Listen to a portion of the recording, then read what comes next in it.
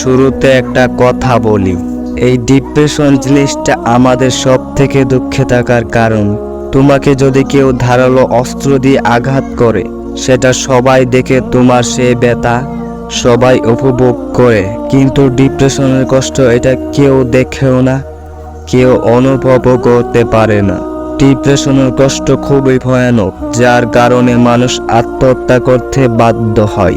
আজকাল দেখা যায় ডিপ্রেশনে শুধু বয়স্ক মানুষই নয়, 15 থেকে 22 বছরের মানুষদের ডিপ্রেশনের মাত্রাটা একটু বেশি।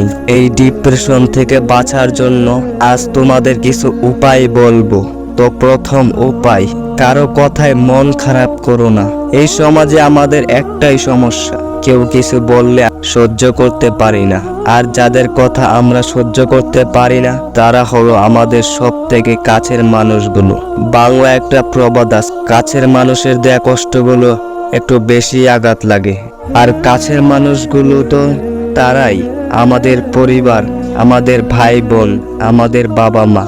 কিন্তু সব থেকে বড় দোষ হলো আমাদের, আমরা তাদের কথাগুলো নেগেটিভ ভাবে ধরে নিই। কিন্তু একটা কথা মনে রেখো, তোমার বাবা মা কখনো তোমার খারাপ চায় না, তারা সব সময় তোমার ভালো চায়।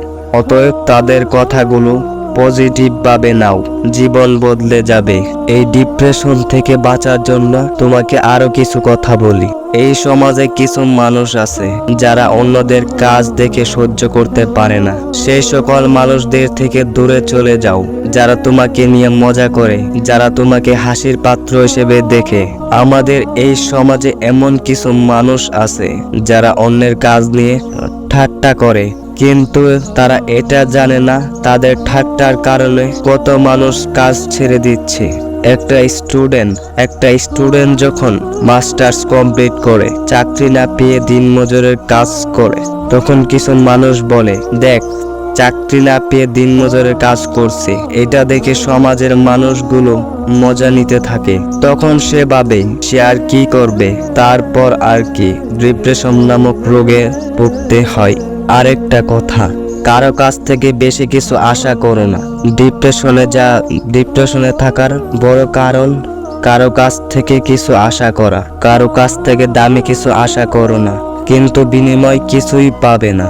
আর নিজের স্বপ্ন নিজে পূরণ করো, কেউ তোমাকে কিচ্ছু বলতে পারবে না। আজকাল আমাদের সমাজে হাজার হাজার ছেলে মেয়ে অল্প বয়সে হতাশ হয়ে পড়ছে।